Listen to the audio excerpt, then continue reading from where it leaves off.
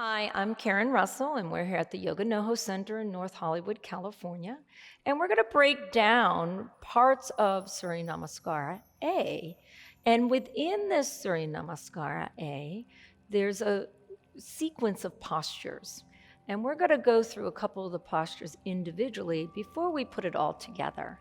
So right now, we're going to go into what is called plank, Palankasana, plank pose. And just to remind you, different lineages might pronounce things differently or say things differently.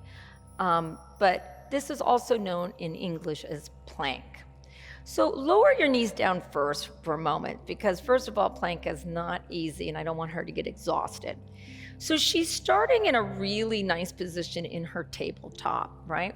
Fingers are wide like spokes on a wheel, pressing into each knuckle.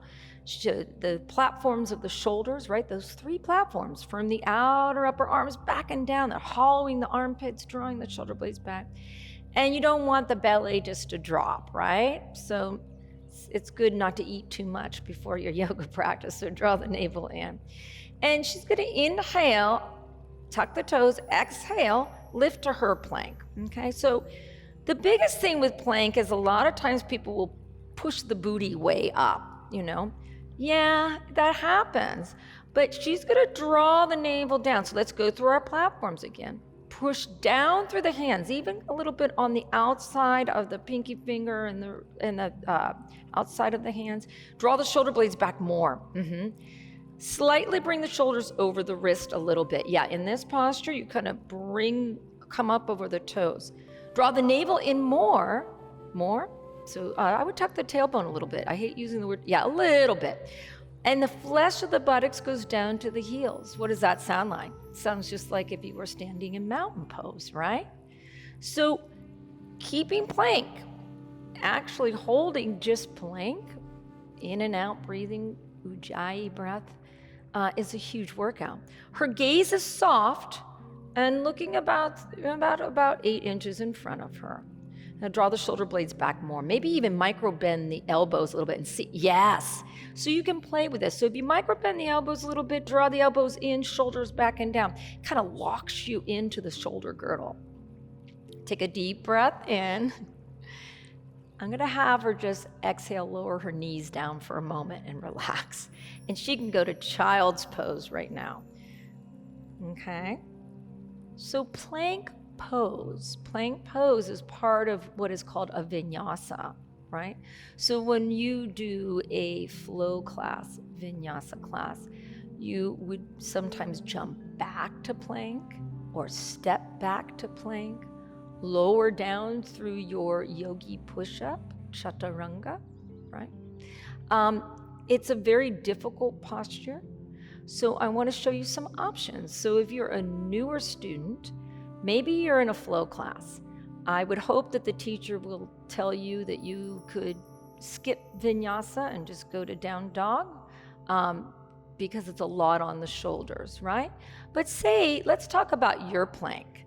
So your plank might look just like this, having your knees down, a lot like tabletop. It's okay if the hands are out a little bit further, like say if you're flowing and your hands are out, that's okay. This might be your plank, right? Notice that the knees are back a little bit because that might happen when you step back. Same thing here, rooting down through the fingers, press down to rise, right? Root to rise, shoulders draw back, navel in.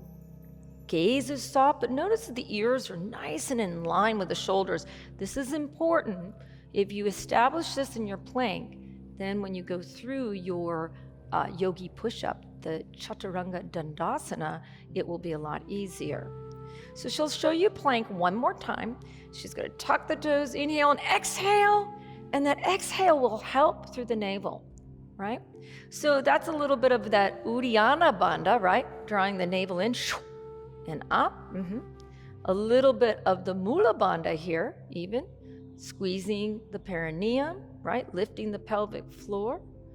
And shoulders slightly a little bit over the wrists. Yeah, draw a little bit. Yes, there you go. Take a nice deep breath in And then exhale, just lower your knees down and relax. And you can relax into child's pose if you want, Shavasana. So it's very important that when you do a pose like plank, that you draw the shoulder blades back a lot, draw the navel in to lift you up so that you don't sink in your shoulders, right? Because if you start sinking in your shoulder, it's counter effective, right? It will start drawing the shoulders forward and you might hurt yourself. So just take that moment. Now, there's one thing you can do to strengthen yourself a little bit. We'll talk about that when we go into the Chaturanga Dandasana in our next posture. So this is plank pose, and you can use it just stand as a standalone posture. If you want to do a core workout, you hold plank pose just for show plank one more time, right? If you want to just hold plank, it's a huge workout. Lower the, melt the heart a little bit more. So there's some schools of thought where they tell you to like puff the mid back up, draw the shoulders down more. Draw the navel in, and that's going to hold you a little bit more than puffing the mid back out. Take a deep breath in. Now show the modified plank. She's just going to lower the knees. There. So until you get strong enough, this is a beautiful plank too.